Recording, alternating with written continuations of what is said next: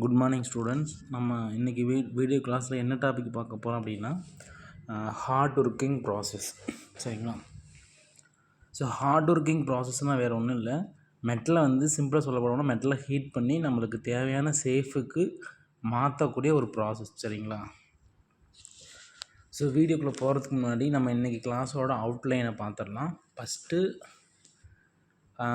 Heart ஒர்க்கிங்னால் என்ன, அதுக்கப்புறம் அந்த ஹார்ட் ஒர்க்கிங்க்கு சம் எக்ஸாம்பிள் பார்க்க போகிறோம். தென் ஃபைனலாக advantage of hard working processes பார்க்க போகிறோம். சரிங்களா? ஃபஸ்ட்டு டெஃபினிஷன் பார்த்துடலாம். The hard working occur when metal is deformed above its recrystallization temperature. அதாவது அந்த ரீக்ரிஸ்டலைசேஷன் டெம்பரேச்சர் அப்படின்னா என்னன்னு பார்த்தோம்னா, மெட்டல் வந்து அதோட ஒரு குறிப்பிட்ட ஸ்டேஜ் வரைக்கும் நம்ம ஹீட் பண்ணும்போது அது மெல்ட் ஆகாமல் இருக்கும். ஸோ ஒரு குறிப்பிட்ட ரேஞ்சு தாண்டி ஹீட் பண்ணும்போது அது ஆட்டோமேட்டிக்காக மெல்ட் ஆக ஆரம்பிக்கும். சரிங்களா?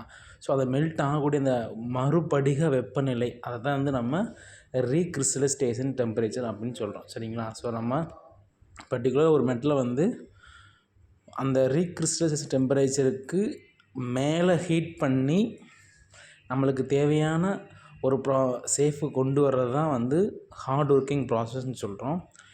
ஹோல்ட் ஒர்க்கிங் ப்ராசஸ் அப்படின்னா பிலோ ரீக்ரிஸ்டலைசேஷன் டெம்பரேச்சர் கீழே ஹீட் பண்ணி நம்மளுக்கு தேவையான சேஃபு கொண்டு வரது ஹார்ட் ஒர்க்கிங் கிடையாது.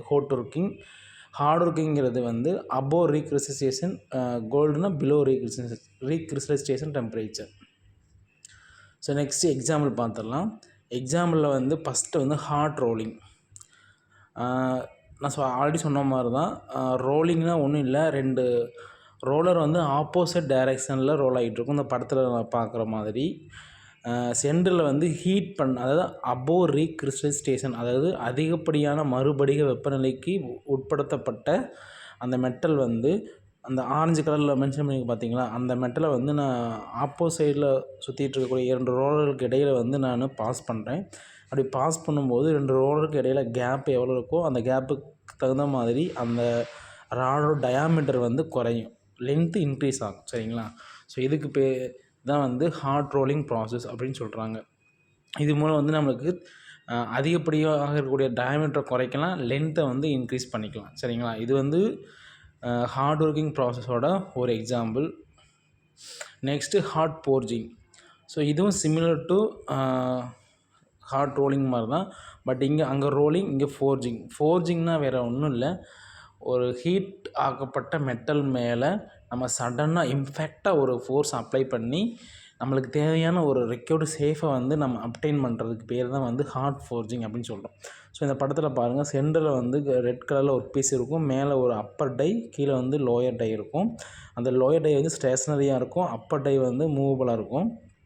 மேலே வந்து எஃப்ங்கிற ஒரு ஃபோர்ஸை வந்து நான் சடனாக அப்ளை பண்ணும்போது சென்டரில் இருக்கக்கூடிய ஒரு ஹீட் அபோவ் ரீக்ரிஸ்டலைசேஷன் டெம்பரேச்சர் உட்படுத்தப்பட்ட மெட்டலானது கம்ப்ரஸ் ஆகி நம்மளுக்கு டை என்ன ஷேப்பில் இருக்கோ அந்த ஷேப்புக்கு வந்து சேஞ்ச் ஆகி நம்மளுக்கு தேவையான ரெக்யூர்டு ஷேப்புக்கு மாறும். சரிங்களா? இதுக்கு பேர் தான் ஹார்ட் ஃபோர்ஜிங் அப்படின்னு சொல்கிறாங்க.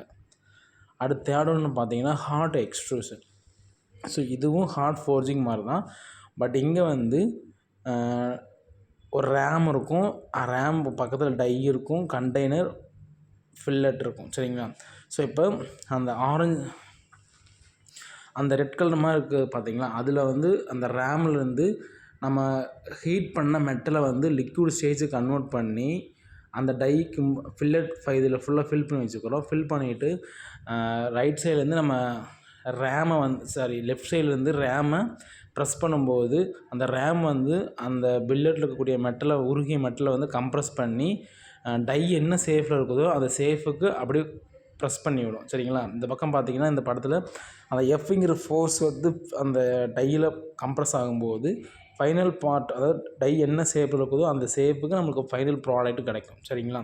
ஸோ அது வி ஷேப்பாக இருக்கலாம், சர்க்குலர், ட்ரையாங்கிள், என்ன ரெக்யூர்டு ஷேப் நம்மளுக்கு என்ன தேவையோ அந்த ஷேப்பில் அப்படி கன்வெர்ட் ஆகும். சரிங்களா? ஸோ இதான் ஹார்ட் எக்ஸ்ட்ரூஷன் ப்ராசஸ். ஃபைனலாக அட்வான்டேஜ் பார்த்துடலாம். ஸோ இந்த மாதிரி ஹார்ட் ஒர்க்கிங் ப்ராசஸில் மெயின் அட்வான்டேஜ் என்ன அப்படின்னா, ஈல்டு ஸ்ட்ரென்த்து வந்து நம்மளுக்கு டிக்ரீஸ் ஆகும், டக்டிலிட்டி வந்து ரைஸ் ஆகும். சரிங்களா? அதே மாதிரி pores may reduce in size or close completely during deformation. சரிங்களா? ஸோ இந்த மாதிரி நம்ம அட்வான்டேஜ் நிறையா இருக்கும். ஸோ மெயினாக 3 அட்வான்டேஜ் பார்த்துருக்கோம். ஸோ நெக்ஸ்ட் கிளாஸில் வந்து கோல்டு ஒர்க்கிங்னா என்ன, அதுக்கு சம் எக்ஸாம்பிள் ப்ளஸ் அதோட ப்ராப்பர்ட்டிஸ் அட்வான்டேஜ்லாம் பார்க்கலாம். சரிங்களா? தேங்க்யூ.